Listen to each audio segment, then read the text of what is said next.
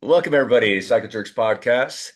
I'm your host, Mike Stewart, joined, as always, by my good friend and colleague, Chris Padavana. Chris, how you doing this morning? Good, good. Good morning, everybody. Yeah, and Doing well. today we're very pleased to be joined by one of Chris's old racing nemesis, we'll say, or good buddies, one or the other, probably both at one time or another. But professional cyclist, he's had quite a career as a racer, director, and he's got a successful coaching business, on and on and on in the cycling industry. We're going to dive into it. Michael Sayers, welcome to the podcast. Thank you. Thank you for having me. Appreciate it. I love these conversations and yeah, Chris and I go back a very long way and very long way. Yeah. Yes, we Well, do. It's knowing Chris as long as I have. I know he's developed a lot of friendships in the bike business, and I know he's always spoke really highly of you. We usually like to start off with how you got started with bikes in general. How'd you get? When did it start for you as a young person? Do you remember the first bicycle and from there? Yeah, it's an interesting story. So I grew up alpine ski racing. That was my background. My dad was quite good. I have a lot of history, family history with Squaw Valley or Olympic Valley, and it's not that anymore. But I started racing there, moved to Alpine, raced for Lake Tahoe Ski Club, and then when I was about 18, 17, 18, I was a senior in high school here in Sacramento, and I just I was good, but I knew I would never be able to race World Cup. I knew I was not, I just wasn't that good. And so I, at the time, Warren Gibson, that's a name that a lot of people don't know or may know, who was Greg LeMond's agent. He ran a junior team out of Olympic Valley. That was the Plymouth Reebok team. There was a bunch of riders there that I knew because I was kind of like semi-local, and they got me on a bike.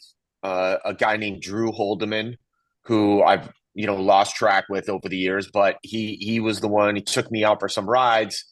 That was how I started riding. Got hooked up with a bike shop up there, Granite Chief, which was they were a bike shop in the summer, so they did the winter ski and then the summer bike. They they had they got me my first Italian racing bike, a red and white Rosine, which I wish I still Oh, had.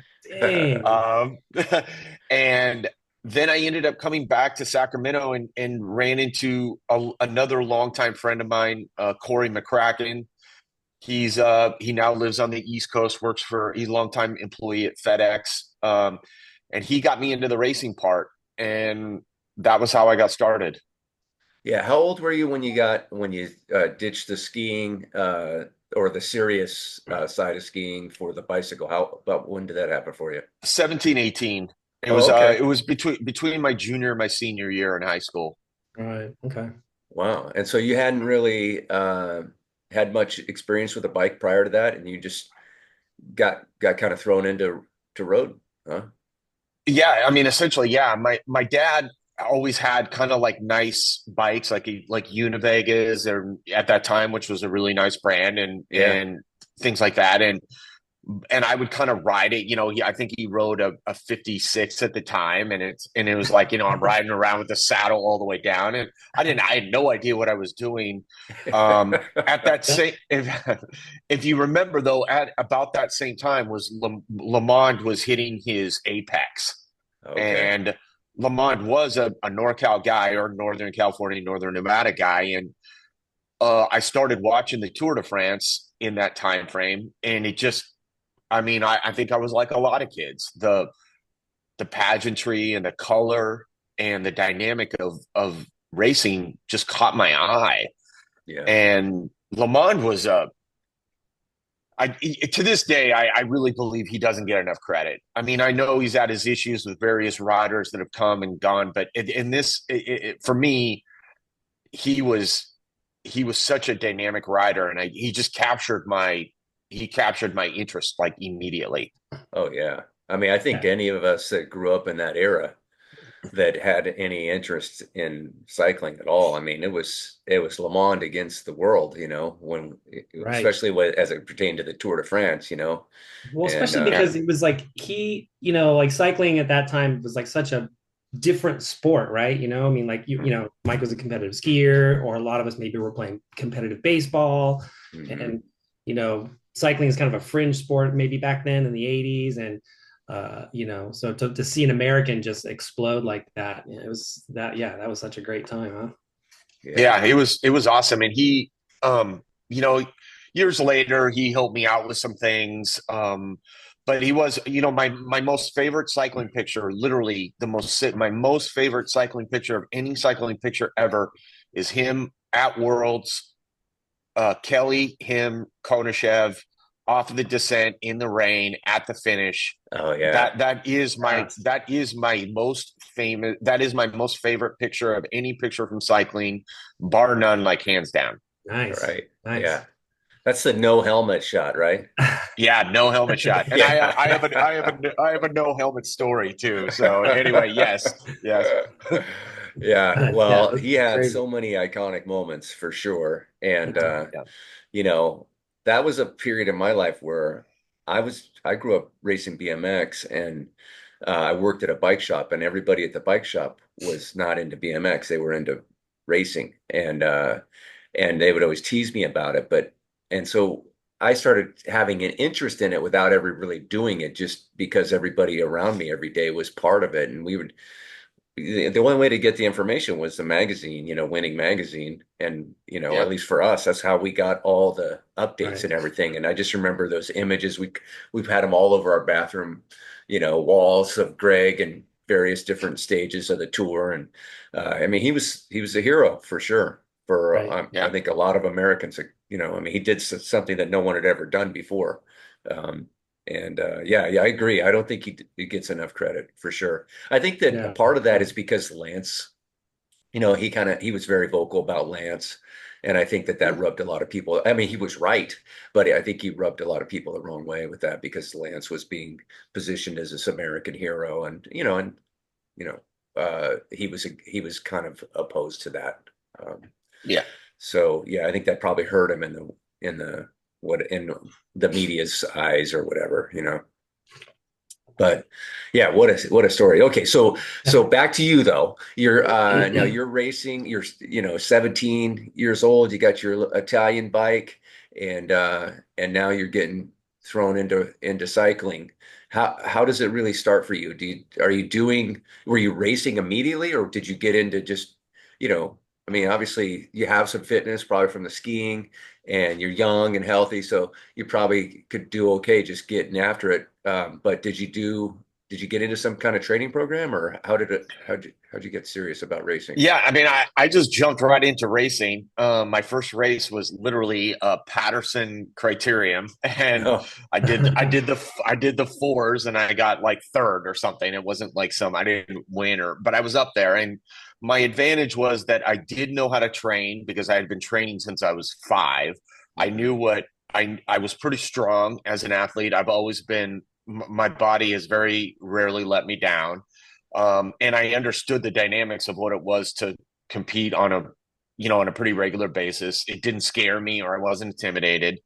Um, and then I think I was very fortunate because I grew up in Sacramento, and at that time, most people don't know this about Sacramento, but Sacramento has an incredibly rich history of racing. We have produced a lot of really good riders at extremely high levels, and we have the one thing that we do have around here is we have a lot of group rides.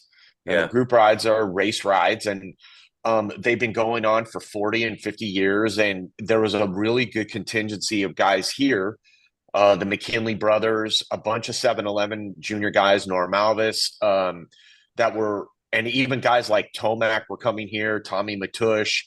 Some of these guys from like the Midwest would show up here to train with the McKinleys and John Brady and guys like that. And I just started doing those group rides, and the first couple of times I went out there, I got dropped. The one thing I will say that I think was my most valuable asset and remains to this day is that I am not afraid to listen to somebody who is better than I am when they tell me something. I don't get defensive about it. I recognize their talent. I recognize where they are in the hierarchy pretty quickly. And if they tell me to do something, I will do it.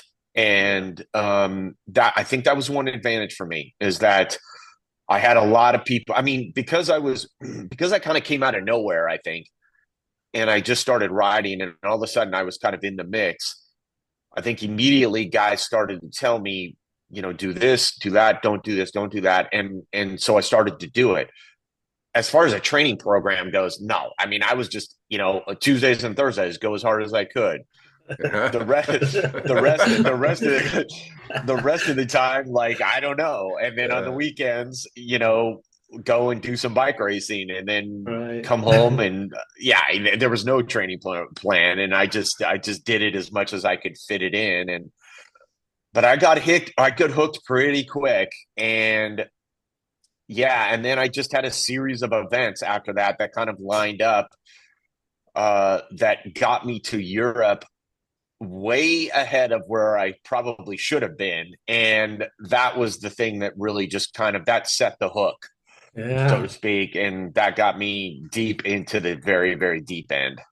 Yeah. Well, just getting to Europe, I mean, is a huge accomplishment for a US rider. I mean, so many, so many try and very few get the opportunity to race in Europe. When did you go to Europe? So my first foray into Europe was 1992. I got an invitation from this guy named Eddie Gregas, who was U.S. Pro Champ. So many years later, he had a connection with this French family in the south of France, in this little village called Villemur, down near Toulouse. It's very close to Montauban, which is where the Jalabers come from. Oh, He was part of a club there. We went for my first trip there was, I think, 6 weeks. We Oh, lived we lived with this family that I actually still stay in contact with to this day. And I didn't know any French. They didn't know any English. Eddie was kind of my in between, and we just started doing kind of the local French racing scene. Like, it was like a very localized racing scene, but there were some very interesting things happening. Um, there was to get right into it, basically there was like a Polish mafia that was happening out of there, and most of the races were nighttime criteriums, right? Which happened to fit my skill set. So I just kind of showed up and immediately started getting in the mix because I knew how to go around corners fast, uh, and most of the races were fixed. And oh, so immediately I'm like, within 2-3 races, all of a sudden I'm in the mafia group. And so next thing I'm making, I don't know, a couple bucks every single weekend, just kind of racing my bike. Like, and I never got to win any races, but I got kind of in the mix. And that was my first foray there. wow. how strange is that it was the fix was in on a little local, like a local race That was scene. it was very popular in my day. And in fact, when I went back in 1994, I rode for this really big Swiss team.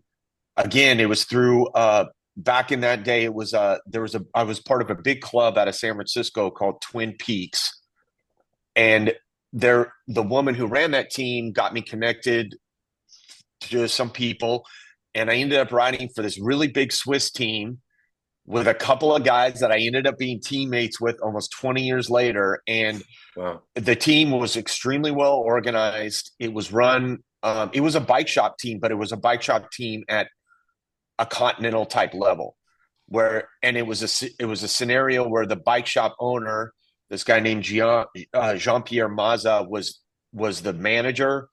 He made our bikes. He fabricated in his basement, Oh, wow. and his girlfriend slash wife was like the go between, kind of. Um, that was my first crossover, to be honest with you.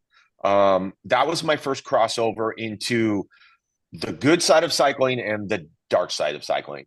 And so, but what I did was, number one, I went there and they expected me to be something that I wasn't. So I very quickly got relegated to, you know, the redheaded stepchild status. And then I was not at the level physically because the races did not suit me. But what I did learn how to do was I learned how to ride as a teammate because the team was extremely well organized internally.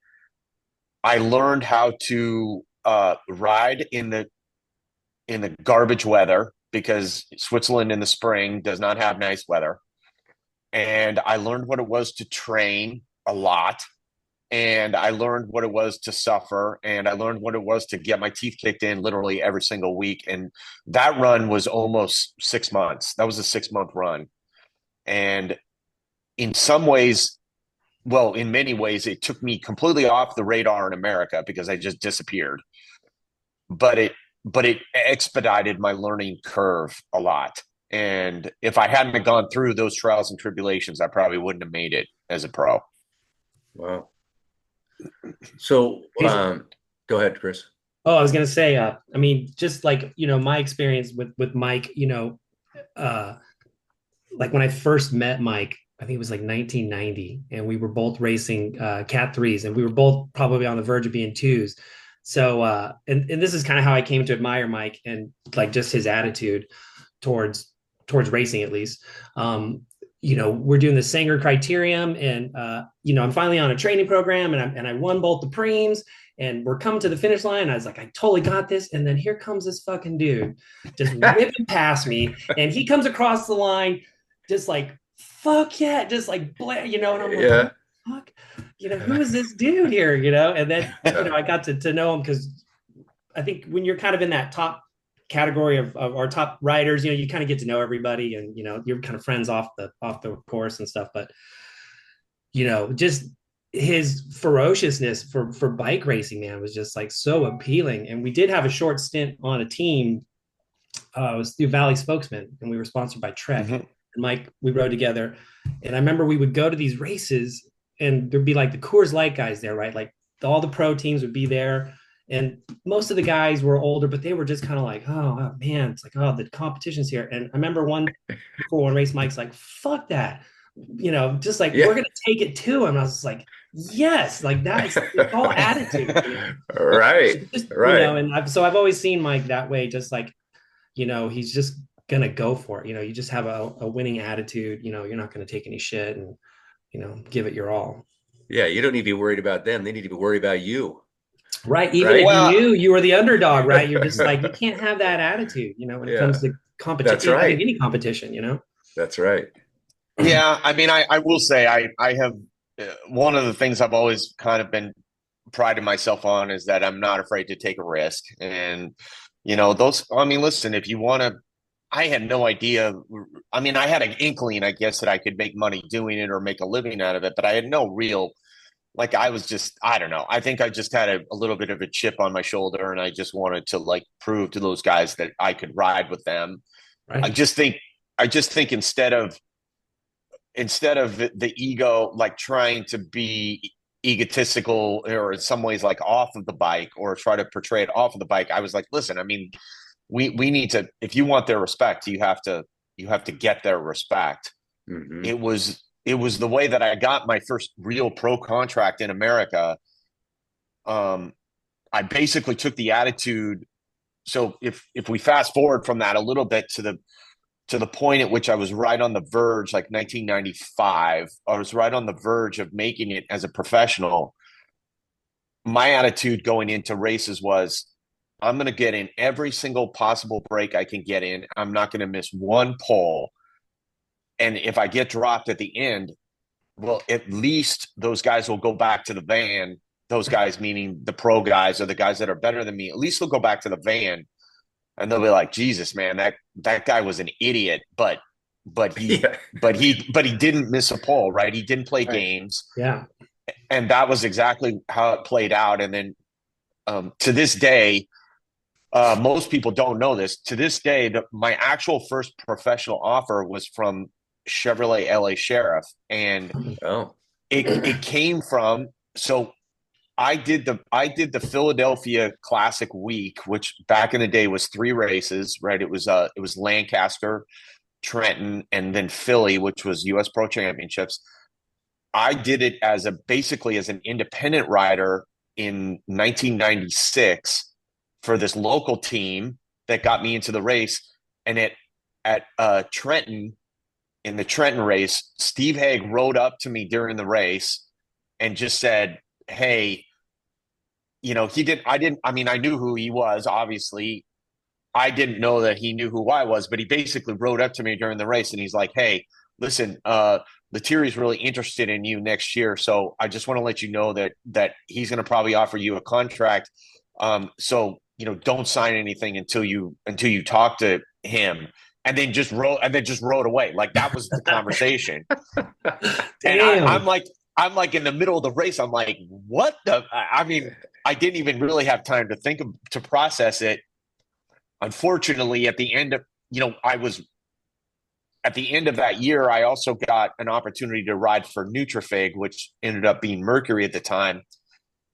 And the smartest thing I ever did was I did not tell the manager of Nutrifig that I had this offer from LA Sheriff, because LA Sheriff ended up losing their sponsor, Chevrolet, and ended up closing down. Oh. If I had told John Warden at the time, who was the manager at Nutrifig, that I had that offer, he would have never signed me. Because he would have LA Sheriff was like his mortal enemy. Oh. So the smartest thing I ever did was I never told him that I had that offer on the table. And Lettieri, I'm still friends with Dave Lettieri. To Lettieri to this day, I mean, he called me on a Thursday and said it was a done deal. Called me on the following Monday, and said the sponsor had pulled out and the team was closing down. Oh. Jeez. Yikes. Yeah. That was a big deal because LA Sheriff, man, they were the powerhouse for a while. Yeah. They were. A lot of Yeah. They talent. were. Yeah. Um, all right. So okay. So from there, where does it go from Philly? Where what happens after that? Did the deal come through with Hags? Uh No, so the LA Sheriff deal did not happen because they lost Chevrolet as a yeah, sponsor, okay, right. and then unfortunately, this would have been a common theme for me over the next several years. John Warden, he ended up signing a deal with Colorado Cyclist. The at that point was a retailer, right? An online, Yeah. like an early online retailer. And Colorado, so it was Comptel, which was Comptel were these phone cards, like total. I don't know whose scam that was, but some money laundering scam somewhere. So it was so it was Comptel Colorado Cyclist, and they had to take a bunch of the LA Sheriff guys on their team for what reason I don't remember. And so I ended up kind of getting relegated to this kind of second tier position. The To not go through the whole story, but what ended up happening was Comtel ended up pulling out halfway through the season, so Warden couldn't pay salaries. Oof. So he ended up bringing me onto the team because I wasn't getting paid anything, and I made it through the second half of the season with Comtel. We had a very successful. So this was also a trend. I went through 2 different stints with Warden where he didn't pay us in the second half of the year because he ran out of money for whatever reason. At the end of the day, our teams came together more effectively because we were battling to just try to make money. And that year, 1996 or 97, after we went to Philly, I came onto the team. We went to Philly. Side story, we got all our bikes stolen that year. Oh, That's a different jeez. story. That's a different story. Can't That's get a paid different. and your bike gets ripped. Oh Yeah, my God. yeah. uh, we ended up going to Tour de Beauce that year, though, and got first and third on GC. That was Trent Klasna and Jonathan Vaughters. So Klasna was first and Vaughters was third, which is probably why Vaughters has a propensity for signing guys who win Tour de Beauce, if you go through the history. Um, and then the rest of the year went on. And at the end of the year, Warren told us, listen, I have this sponsor that is going to come onto the team. I just need you guys to like hang tough. And he ended up, this would be quite a story to tell someday. He ended up nailing Mercury Automobiles as a title sponsor and ended up signing this core group of guys, which included myself, Kirk Willett, John Peters, to be part of the group, and then Thurlow Rogers, and then brought on this Canadian guy that no one had ever heard of, Gord Fraser. Oh. And Gord and I ended up being Gord's lead out for almost a decade, but that was not the first time that Gord and I had met. We had actually raced against, or we had raced. This is a crazy story. We had raced in concurrent. He was racing in the French amateur system in 1994 when I was racing in the Swiss amateur system in 1994. And we had a mutual friend that I trained with during the week, and then he raced against during the weekends. And every week, all I had to listen to was this French guy tell me how this Canadian guy was continually kicking their ass week in and week out. Little did I know that I was going to be this guy's lead out guy for the next decade, like 4 or 5 years later. So anyway, That's cool. crazy series of events. But that was Yeah. how I got onto Mercury. And then the Mercury run all in, when you count all those years, was about 8 years all in. Okay, well, hang on a minute now. So you're telling me that you had a pro contract that lasted for an entire year and you got paid the whole time? And that Yeah. went So on for 8 years? yeah. Basically, once we got, well, no, it went on for 7 years. Okay. It was actually not even that long because I'm counting the Nutrifig years, but ultimately the Mercury run was 98, 99, 2000, 2001, and 2002. So 5 years. But at the end of 2002, we didn't get paid because the team was out of money. Oh, Or actually, sorry, the end of 2001, that was when we were world tour. We ran out of money in the second half of the season. We pieced together 2002. Then at the end of 2002, the team shut down, and that was the end of it. That was the end of Mercury. oh. So you guys were Well, racing a lot during like the Lance Armstrong years. So what was that like, racing, mostly, I'm assuming you guys were mostly domestic racing at that time? Yeah, so we started out as a domestic program. Now, the thing that most people won't understand is that domestic racing back in those years was as big from a calendar standpoint as European racing. mhm. We had we had 6 or 7 5-day minimum stage races, right? You had, Wow. Altoona, Killington, Cascade, Redlands, Gila. Um, there was some stuff in Arkansas. There was, so we had a very full. I mean, I was doing 100 race days a year in those years, Wow. and so we had a. But then around 2000, the team started getting much bigger financially. We had sponsorship from Cox Communications, which was an East Coast cable company, and then they had a connection with this company called Mannheim Auto Auctions, which actually may still exist in some form. It was like a used car auction company, and they put some money into it, and then Lamond came back into the fray. He put some money into the team that year from a Well, sponsorship standpoint. So starting in 2000, that was so we had our 99 team was stacked.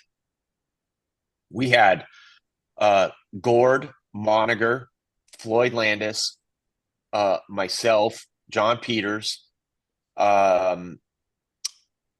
we had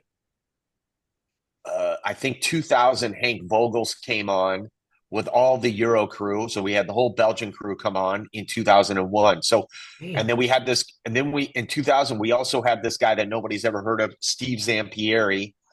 He was a Swiss guy that was, ended up going on to win. I don't know if he ever won a stage of the Giro, but he was in the Giro. He Whoa. ended up, he ended up, going down the dark side pretty badly. Ended up getting popped for doping several years later. But and then we have this other guy, this German guy, Jan Brakowski. If people do their history, Jan Brakowski was the guy that was partying with Jan Ulrich a couple years ago in Mallorca when Jan kind of reached his bottom point before he started Oh, making his comeback. So Brakowski was this freak of nature, my lord. I mean, this guy might have been the single strongest guy I've ever met in my life. Um, Probably was artificially enhanced, but who knows for sure. But he was he barely spoke English. He was. Do you guys remember that show that Saturday Night Live show Sprockets? Do you remember that? oh, It, I think it was so. okay. It was like German dark goth. That was Oh, yeah, Brakowski, yeah, yeah. like German dark Uh-huh. goth, like multiple piercings, like shaved head except for this one tuft of hair that like came out from the top. I mean, this guy was entertainment at his finest. But we were stacked, man. We were stacked, and we started to go to Europe at that point, like 50% of the time. We spent fifty Oh, percent of our time in Europe and 50% in America, All right. and Now, we were winning races in Europe. We were winning French Cup races. We were winning races in Europe for sure. damn. awesome. Now, you didn't mention Thurlow Rogers. Was he with you at that time or no?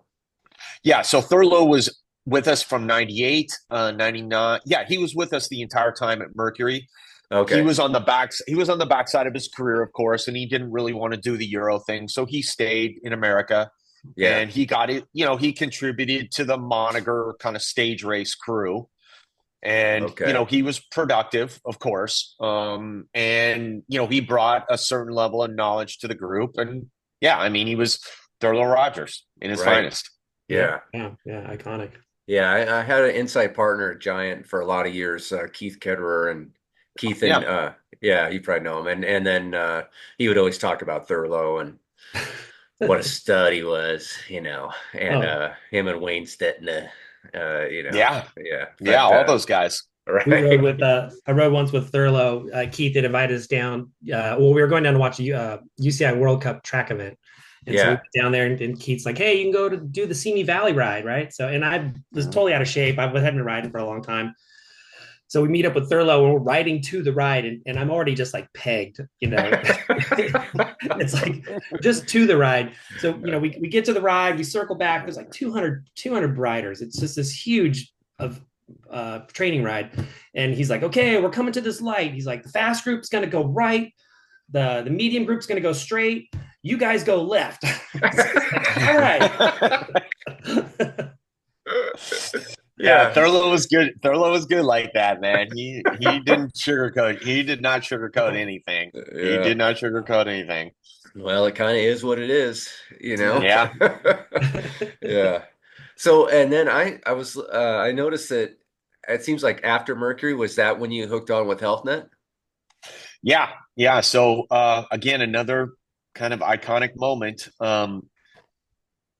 In it at the end of 2002, when Mercury closed down, I could not find a job. I couldn't find a job racing, and I had just moved to Tucson not too long before that.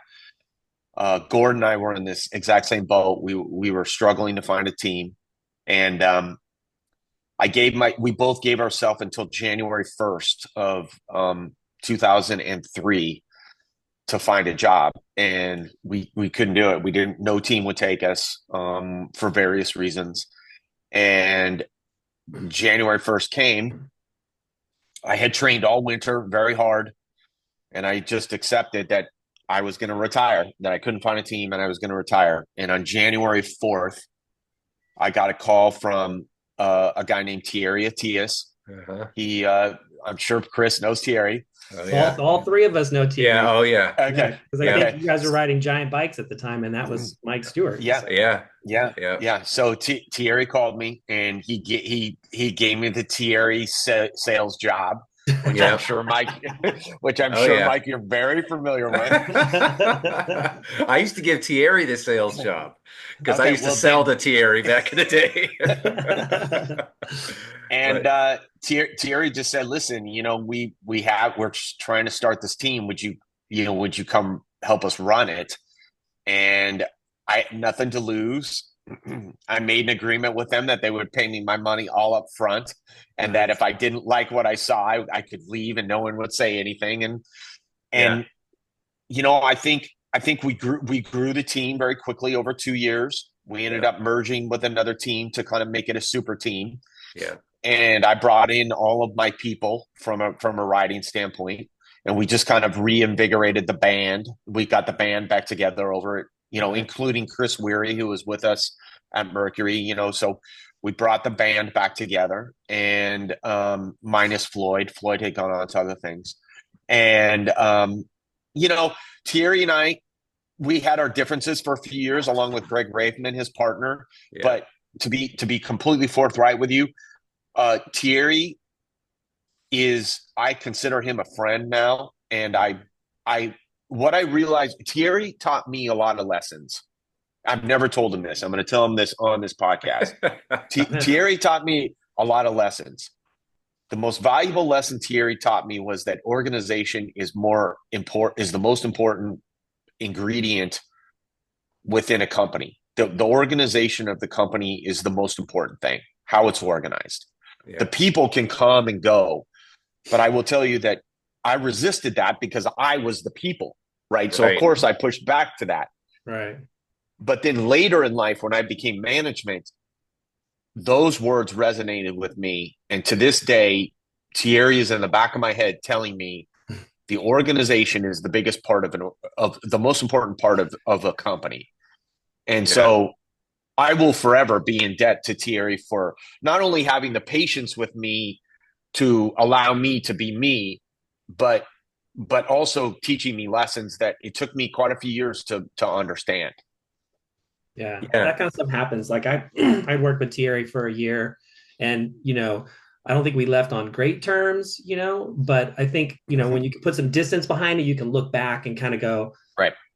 that dude, he ran a great business. He knows yeah, what he's doing, and so you have to have a lot of respect for that. yeah. Yeah. And to hear you say the organization, it makes a lot of sense. Just know all the years that I mean, we had a lot of talks about business and philosophy and all these different things. And yeah, I just remember him when that whole thing was coming together for Thierry.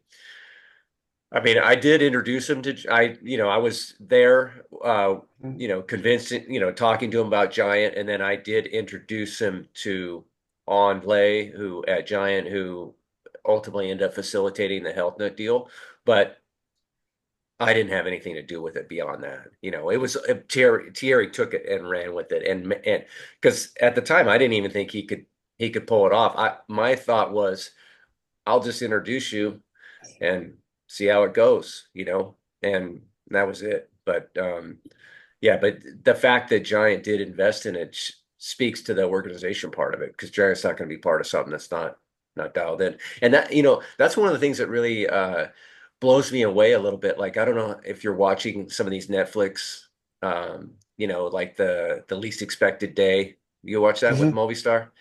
And Yeah. it just seems like what a disaster this team is. And they have these, it just doesn't seem organized, not organized. And and maybe when you get all these alphas in a bus, maybe you can't, it's really hard to get them organized. But when you're watching the show, it just seems like the whole thing's just kind of seat of their pants. And it's just surprising that they're at that level. Can you speak to that a little bit? Being part of some of these bigger teams, is it hard to corral everybody and get everybody to be?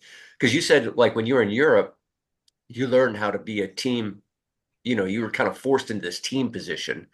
But man, it just seems like when you watch these guys, it's like, man, who's in charge here? This is a mess.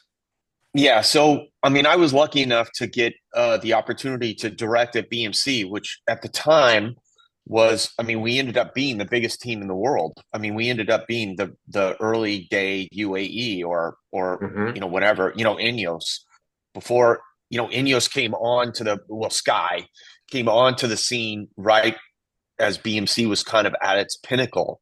Yeah. And yes, it is controlled chaos. It's when you have an organization that is that big and it has that many moving pieces, it's really really tough to run. It takes it takes a tremendous amount of money to do it because you're basically hemorrhaging money from the word go because there's so many moving pieces. Hmm. And it really does come down to the people that you have in the organization. But the problem is, like, this is a great example. And I recently, so there's a lot of times when you're on a team like that where you have 30 riders. And if you're a rider, you might go to training camp and be roommates with the guy, right, at training camp. And then you may never see that guy for the rest of the season because you're on a different program, right? You Hmm. you might, but you might not, or you might race with them maybe once. And I was just in Girona a couple of weeks ago on this gig that I do with USA Triathlon, and I ran into a couple of. This is a great story. I ran into one of the Israeli Academy guys because I I did a stint there that I knew, and another Israeli Academy rider came up, and those two guys were talking, and I didn't realize that they were both on the same team until the second young man left, and I was like, oh, that was so and so.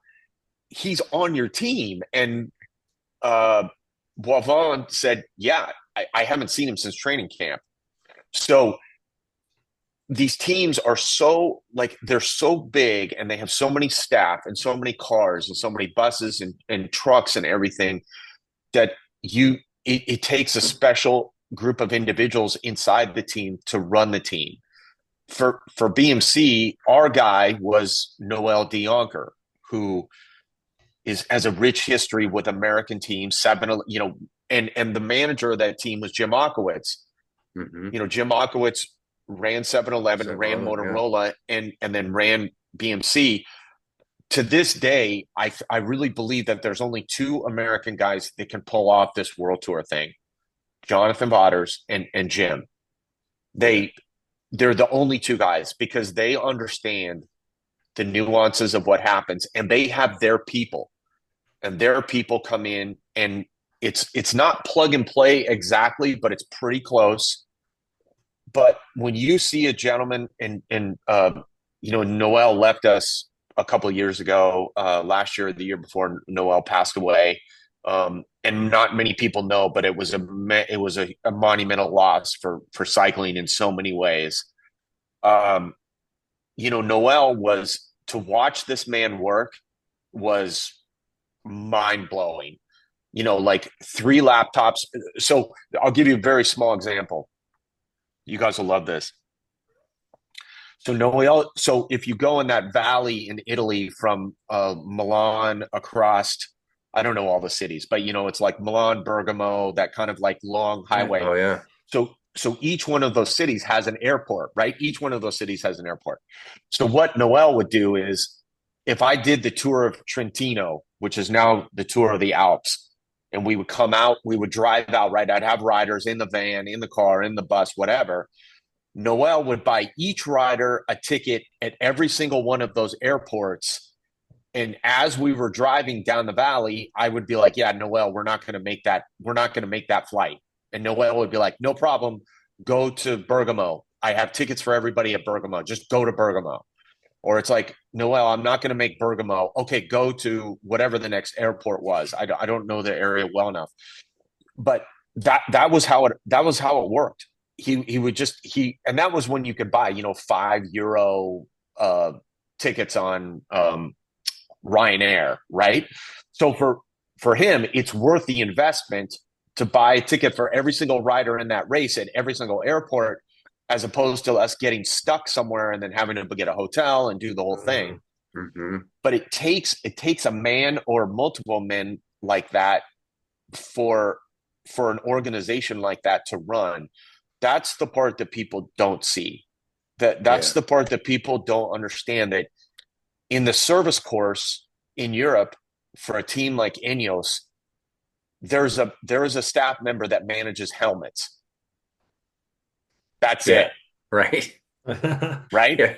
It's like they manage helmets, or Uh, they just manage clothing. And mm-hmm. the clothing thing, I mean, you know, you guys worked in the industry. It's like building a bike OEM, parting it out. Who's doing the group O, who's doing tires, who's doing Right. wheels, right? Who's doing bar stem, right? You have to have somebody that's managing that. That's exactly the same that happens within a world tour team, or even a pro Conti team, or even a Conti team.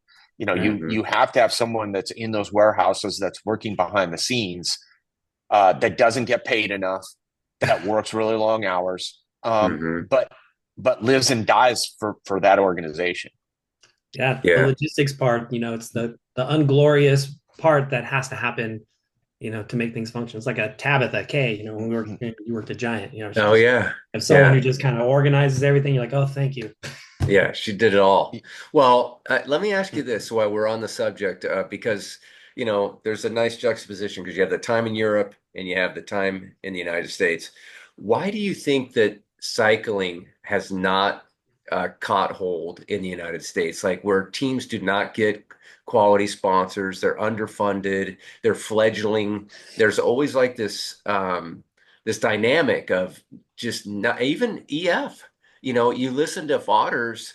I don't know if I could, like, if I was ever at that level of a professional cyclist, I don't know if I could race for Vodders because it's so doom and gloom. Like when you get behind and he's talking to this team, he's like, "Hey, leave it all out there today because this might be the last day on the team." It's like, come on, I don't want to know that stuff. I want to be like, I need something different, to get the most out of me instead of this.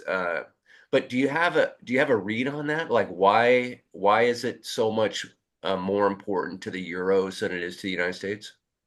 Yeah, I don't think it's more important, because I think you guys could, as retailers, you guys can speak to the fact that every company in the world wants to be in America. Yes. So, I mean, every company wants to be in America because the demographic here is so profitable, for lack of a better term. Hmm. The issue is that America is too big. It's too big for small organizations to survive. And you're the UAEs of the world, the BMCs, the Ineos is of the world. The advantages that they had is that they had angel investors that came in with a passion for the sport and funded it somehow, some way, whatever method. Hmm. But most teams like the decathlons, the AG2Rs, the Belgian, a lot of the small Belgian teams, they started as small teams and then grew over time by building infrastructure and the stuff, like any company. Hmm. But it's different. It's problematic in America when you have a series of races on the West Coast and then you have a series of races on the East Coast. Like you can't get to you can get to those two things, but it's really hard on everybody and very, very expensive. Right. Where in Belgium, you can race 3 days a week and you can drive to every race, and the riders can drive to every race, and it's just a lot more cost effective. And so your budget goes a lot farther, and you know it's hard to string that out over like 9 months, right? It's hard to string it out over 9 months. So you have to, in America, you have to try to condense the calendar, which is really hard. And I just think that you know, it's getting harder and harder for these events to get permits, to strut down roads, and the police costs. That was why Tour California went away. Like it was just a matter of finances, not being able to finance the police side of it. And America is just mired in red tape from the governmental standpoint to try to pull an event off. Yeah. So Right. and you don't have enough promoters in the United States. You know, if it's marathon or something, you have one marathon every month or every 6 weeks put on by a different promoter. That's different than trying to put on a series of bike races that over 5 days and then somehow stack 5 day races back to back to back. Mm-hmm. You know, that there was a time where you could do it, but the answer in America, as we're well aware, has become gravel, because the gravel scene doesn't require permits. Right. It can be a mass start event. The teams don't have to be teams. There's no rules, right? You show up in a privateer, non-privateer, whatever. Which is, you know, I'm sure you guys have had discussions about this, about where gravel racing is going. That's why gravel racing is going to enter a very difficult phase, because part of gravel is going to want to be professional and run like professional teams. Part of gravel is going to want to be participation. How do those two things match up? How do they survive? The only way you can do that on the road is through like a Gran Fondo system. The Gran Fondo system is a really difficult thing because it doesn't go anywhere. It doesn't help a rider get to world championships. It doesn't help a rider get to a bigger team. Right. So then what is the point? Yeah, I mean, cycling is going through another change right now from the racing standpoint. It's getting more elite, as we know. Riders are getting younger. There's no more, to be completely forthright, there's no guarantee that if I was a professional right now, that I'd be able to make it, because I'm not sure that I was talented enough. If you look at a team like UAE, their worst rider could be a leader on any other team.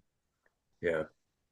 And the reason that, I think Ineos, sorry. No, that's okay. I'm sorry to cut you off. I mean, I think it's hard when you look at eras, you know, especially when it comes to athletic performance, because, I mean, it's just such a different thing now. I mean, the guys there's just information is just at a whole new level, and so these kids that are, you know, 14, 15 years old know more about their physiology and their capabilities than you knew as a professional cyclist, you know, 100%. And so that's why we're seeing this move with I mean, to me, in the peloton, where you're seeing like these younger guys.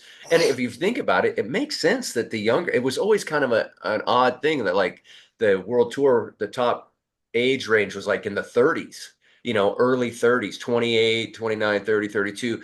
You know, those were kind of like but physically, if you could get all your stuff together at 23, 24, 25, I mean, you're going to be able to go day in and day out way better than somebody that's 32, you know? I mean, right. But racing is really, so this is what happened with racing over the last like 8 years.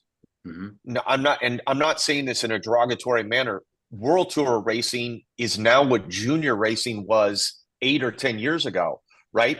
250 kids with their hair on fire in Belgium, going with no tactics at all, right? From the drop of the flag. Yeah. There was, like, in my heyday with national team, when I was with the under 23 guys, and I would take those guys to like a pro race, like a full blown pro race, not an under 23 race, like a UCI pro race. Yeah. If my mechanic and I were in the car and we did 50K an hour for the first hour, I'd be like, holy crap, man, these guys are really moving. Now they do 50K an hour for the first 3 hours. Right. Oh shit! Damn. Right. Yeah. I mean, the fact is, like, the juniors, like they were racing for not their lives, you know what I mean, for their careers. Yeah. Then they go to under 23, they take that mindset. Then they race like that at the under 23s, they change that landscape. Then the under 23s now become elites, and they take that mindset to the elites. And the older guys are like, I guarantee you, 3 or 4 years ago, I'm sure there was a bunch of guys in their 30s, and they're 2 hours into some race in Italy, and they're like, why the hell are we going so fast? Right. Right. They're like, when is the P stop going to happen? It doesn't happen anymore. Wow. You know, it just doesn't happen anymore, because the mindset has really changed, but there is an upside to it. The upside to it is number one, well, couple. The upside to it is number one, the racing is super interesting in the first half of the race, the part of the race that most of us never see. Yeah. The second interesting part is that the riders can have careers earlier, retire earlier, and then go on to something else. Where for my generation, I raced until I was 39. You try to get out of racing at 39, it's not very easy to go do something else because you're starting over. And again, Right. remember the hardest thing in sports is to retire. So Yeah. the so the so it affords it affords less opportunity to some riders because the racing is more elite right now. It affords more opportunities to the guys who make it because they can do more after their career. And Yeah. they don't have to run themselves into the ground. They can get to a point where, and you see it all the time, some guy who's some young man or young woman, and he or she's in her maybe early 30s or late 20s, and they're just like, all right, I'm good. I'm done.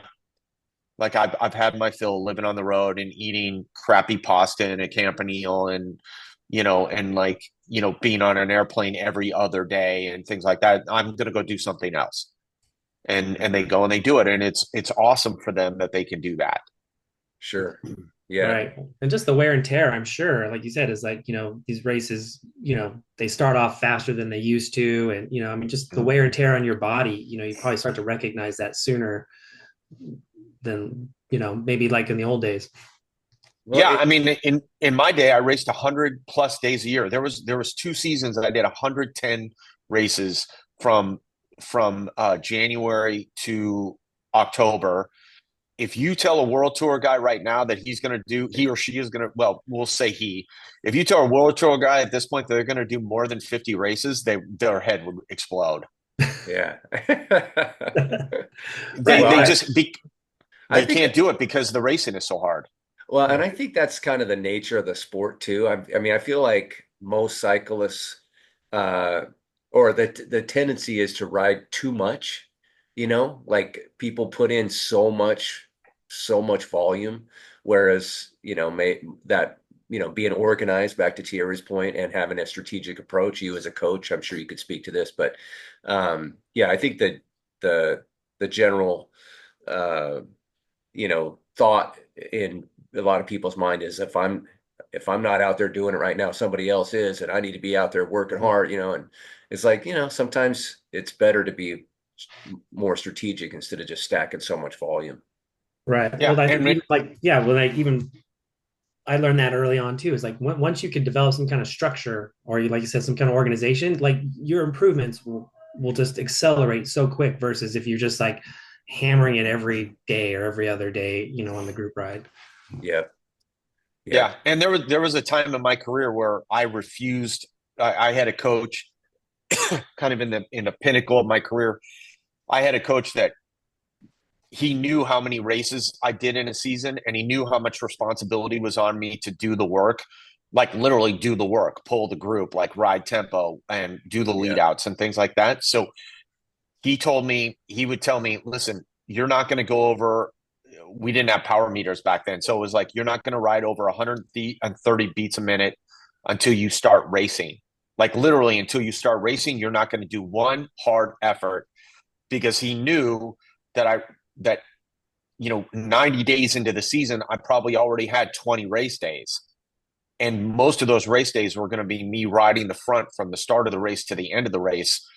So the TSS, the intensity that I was doing on a given day, the load was going to be off the charts compared to a lot of other guys. So let me tell you, plenty of group rides that I would get dropped at as a pro, as a like a high level pro domestic or world tour guy. Plenty of group rides out there that I got dropped from that people gave me a very hard time about. Like I thinking that I wasn't training and I wasn't trying, but the fact was I was training and I was trying. I was just I knew I was banking my energy because I knew come July or come first Sunday in June when we had Philly, I needed to be 100%. That was 6 months away. So why am I going to waste it on a group ride? Right. Yeah. you know, that doesn't pay me anything, that doesn't do anything for me except blow up my ego. Well, that's one of the And things, so, like, as an old man, I'm 58, and these group rides, I mean, the mentality of the group ride is insane. And it's yeah, like you're willing to risk it all for nothing. I mean, I don't even like doing them. I mean, occasionally I'll do one here or there, and it just reminds me, like, wow, okay, yeah, this not for me anymore. When I was younger, I was into it more, but I wasn't in the same shape as I am now. So, like, it's just different. But yeah, I don't like doing them because the mentality is just, it just doesn't make sense. It's not, you know, and they're hard. They are hard for sure. I mean, they're hard. yeah, but there's a lot of glory to be had on those group rides. Not That for me Sometimes walking though. and sprint is very important. Yeah, yeah. But what you were talking about this, we were talking about the sport getting younger and the elites being younger. It has made racing a lot more interesting, I feel like, as a Mhm. spectator, because Yeah, you see these, like, well, Tade's this machine, right? And he'll take off with 80K to go or whatever, and and that was just something that, it's just unprecedented, right? Some of the things that he's been doing, and others as well. It's not as conventional as it's been, and that makes it more exciting. And, like, to your point, you want to watch at the early part of the race too, because sometimes a move is made early, and shit, sometimes it'll stick, and yeah, that wasn't the case, historically speaking. The peloton was going to get you; they're going to reel you back in, and then it's going to be down to the finish, and then there's going to be a sprint, but it's just all over the place now. It makes it's pretty darn fun to watch as a spectator. That's cool because yeah. I And the think youth, it changed even like, like when we started riding, right? Before radios, you'd see a breakaway go and it's like, oh shit, that might make it. And then there Hmm. was that era where it's like you just knew it was going to come together at the very end. It was very uneventful. yeah. And I think the UCI point structure has really changed it, right? I mean, in the day, it was like if you had a guy that was 10th in the tour in the last week and he went in the breakaway, they would just they'd be like, whatever, we'll see it. We'll see you guys at the finish.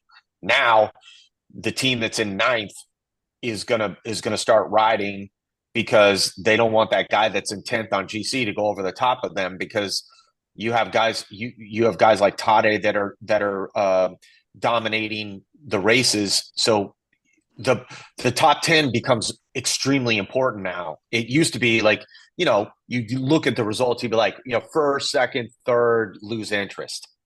Now it's Hmm. like now I read all the way down to top 10 because I really want to see like what the dynamic has looked like. And you see these, you turn on the tour now, it's like the last 2 hours. You're like, why the hell is decathlon chasing so hard? But if you do, like, you didn't see the breakaway go away, but imagine that every single day. And if you're in the peloton and you're like, okay, these guys chased all day yesterday, then today is a whole new day, and this other team is chasing all day today. So it's like every day is fast, Hmm. and it just builds on itself, which makes riders stronger over the long haul, but is also a tremendous wear and tear. Yeah. And the wear and I think that's why you see a lot of guys and women, men and women are starting to do the same thing. Um, retire earlier because the wear and tear of the sport is just at a super high level right now. Hmm. Yeah. I don't know. I don't know if Chris and I have talked about this, but do you know the guy Peter Attia? He's like a doctor, exercise Um, physiology guy. He does podcasts and whatnot. yeah, I've heard his name. He had Tade on recently, and Yes. Tade, he was talking about 5 hour zone two at 320 to 340 watts for Yeah. 5 hours in Yeah. zone two. I mean, I just, you know, I Listen, this is the thing about training. Training. This is the thing about training. Nothing is new.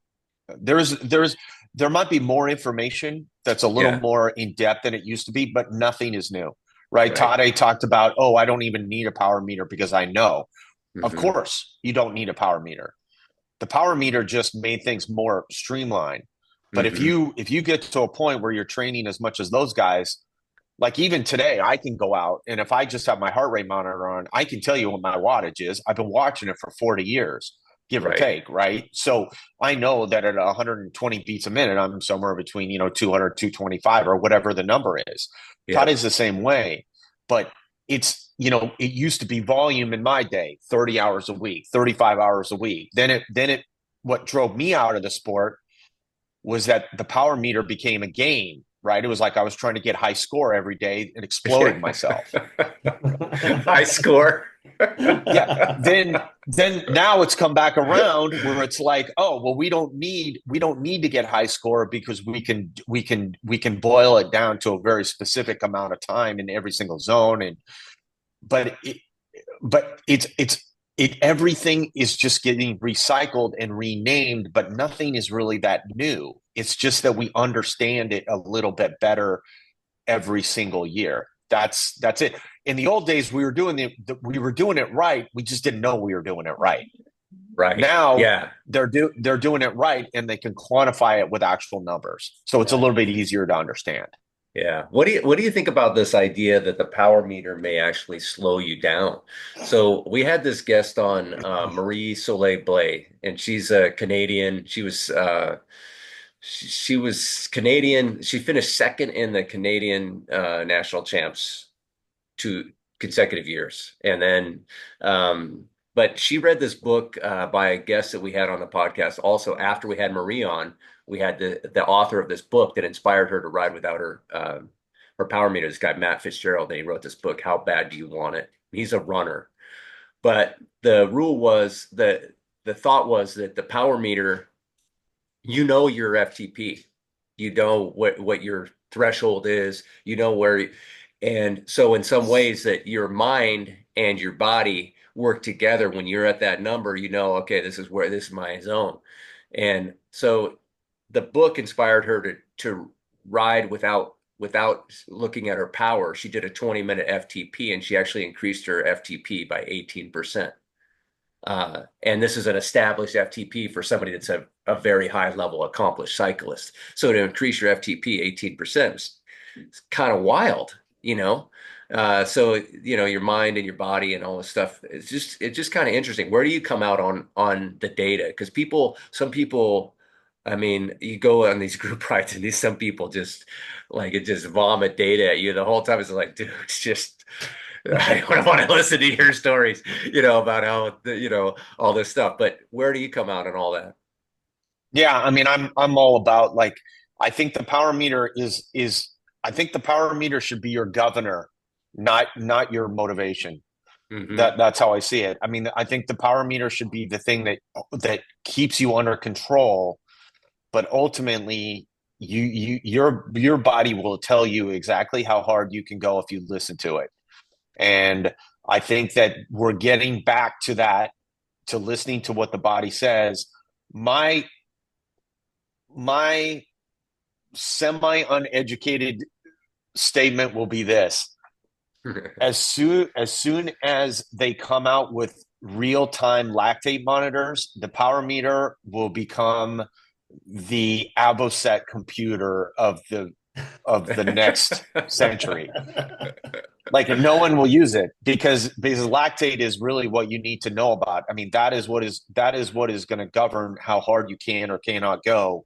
As soon as they figure that out, which is I think is going to be in the next 5 years, then I think the power meter will go away. And I'm sure there's a lot of other PhDs out there. I mean, a lot of PhDs out there that have 3 times the knowledge I have that will tell me I'm crazy. But at the end of the day, I always was a guy that raced off a feel. If I mean, this is the thing: if Tade is in front of you and he attacks, you have 2 choices. You either try to go with him and give it the best shot you can and do your best, and maybe you make it and maybe you don't, or you let him roll and he will see you in the showers. Hmm. I mean, that's it, right? That's where we're at. So Right. if the power meter is going to dictate whether you're going to go or not, well, then he's going to see you in the showers. If Yeah. you give it a try, if you just, I mean, at this point, my suggestion to these World Tour guys would be like, give it a try. If you fail, I know that I know that the fail can be costly, but if you don't try, it can be just as costly. So you got to determine what's your ROI on this. Right. If your ROI could be that you could find yourself in a good position and maybe get to the finish, and maybe you win and maybe you get second, or you can let that dude roll and take your chance with 20 other guys that are not going to work together, and he's going to see you in the showers. So Mm-hmm. at the end of the day, you got to make a. If it's me, I'm going to take a chance, and if I explode, I'll deal with the ramifications after. But at least I can say I tried. I think the power meter is preventing some guys from doing that, but I think we're starting to exit. I think we're starting to exit that because people are realizing if I don't take a chance, I will not succeed. So, and younger guys are coming in and they're going to be more willing to take a chance. Right. Well, I know I've had that experience myself where, like, at a gravel event, we were just going so hard at the beginning. And I just remember looking down, and this is like part of the motivation for asking you the question, because like I just looked at my power meter and I thought to myself, well, it was a 113-mile race, and we're like 6 miles in. And I look at my power meter, I was like, I know I can't do this. This is not sustainable. So then I just backed off. As opposed to if I didn't have that information, my mind would be like, man, we're going hard, we're going really fast. And maybe I don't check out so much mentally Yeah, because but I if don't it's know not exactly sustainable, what's happening, right? If like it's not sustainable for you, it's not sustainable for anyone else either. I mean, that's the deal, right? I mean, hmm when Pogacar attacks, or like in my day, Danny Pate. A lot of people don't know who Danny is. yeah, I One of the know. most Yeah. gifted riders that we ever had in America. When Danny Pate attacked, it was with violence, and it would take your breath away. You'd be like, "Whoa!" But you know what? He couldn't. He couldn't sustain that. Even at his high level of talent, he couldn't sustain that forever. So it's like when Pate attacks, you got two choices: either you go or you don't go. The problem is when he gets out there by himself, he's in his element. But Yeah. if you go with him, he's less in his element, and maybe you have a chance. But You know I mean, you just what you just described with Danny Pay was kind of what Chris described with you at the crit. yeah, There's levels. There's definitely there's levels. levels. All right. Yeah. There's Yeah. definitely, No, exactly. Yeah. Yeah. I mean, yeah, sometimes you just feel like, when you're riding with riders who are on the same level, I always remember just having to say, I know that they're suffering too. So it's like, who's going to give up first? That's right. right. Who's going to give up first? There's definitely that poker face kind of thing that's happening as you're getting ready for the sprint, or even in some cases during the sprint, where somebody's showing a lot of effort and then others are not giving that same kind of outlook. But Yeah, everybody's in the same position basically. We're all in the pain cave and it's all Right. yeah, just like, but it's interesting how some people handle it. Uh, you yeah. know, it's a game of poker a lot of times, Yeah. It Yeah. is. You got It your is. poker face on, right? It's like, hmm I mean, on a different level, obviously the mic, but it was like, kind of like who's working it too hard and who's overworked and how do I play? Do I play it off like I'm overworked? And hmm it's Yeah, and I've certainly never competed at the level of either one of you two, but like some of the events I've done, I've ended up in the finish and there's a sprint, and you gotta, yeah, but yeah, like I said, there's levels for sure.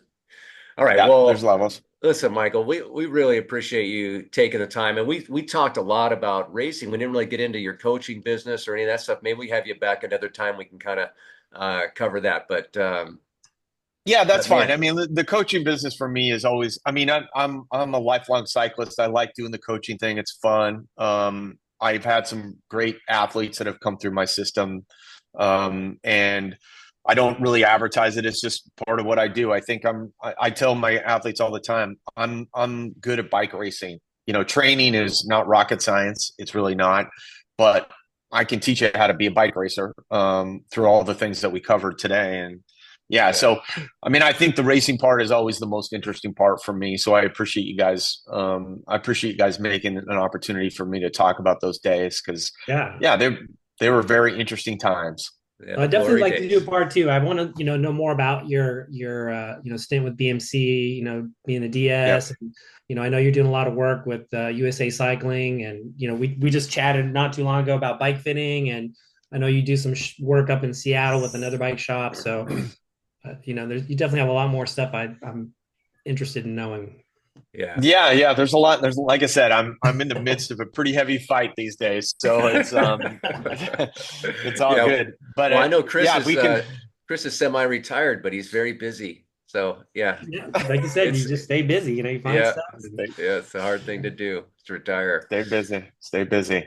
Yeah. All right, Michael. Well, it's been a pleasure getting to hear these stories, and I mean, just you were in the mix, and yeah, it's just the stuff. Somebody like me, I used to dream about this stuff. So it's really cool talking to you and hearing your stories, and I'm sure our listeners are really going to appreciate it. And now, before I let you go, though, I would like to, on Instagram, you're Mikey Havoc.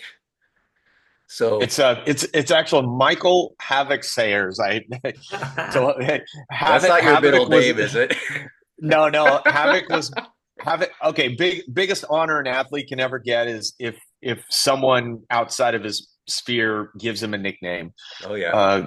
Uh, Graham Miller, great rider from New Zealand, gave me that nickname, Havoc. It stuck. My son's friends call me that. Amazingly enough, I don't.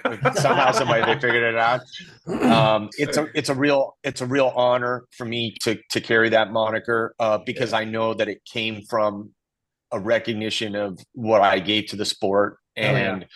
Yeah. and it's actually for me it's something that's extremely important. Yeah. It's not an ego thing. It's not anything like that. It's just for me it's like there isn't a higher praise that someone could give to me as a human being than to moniker me under some kind of a name. So Havoc Yeah. was it. I think it fit well. I I love the guys that gave me that nickname and call me that on a regular basis, and it's just a real pleasure to be able to carry it around. All right. Great. Yeah. Well, Mikey Havoc, it was a pleasure. Yeah. And you earned that name, and yeah, you should be proud of it, man. That's awesome.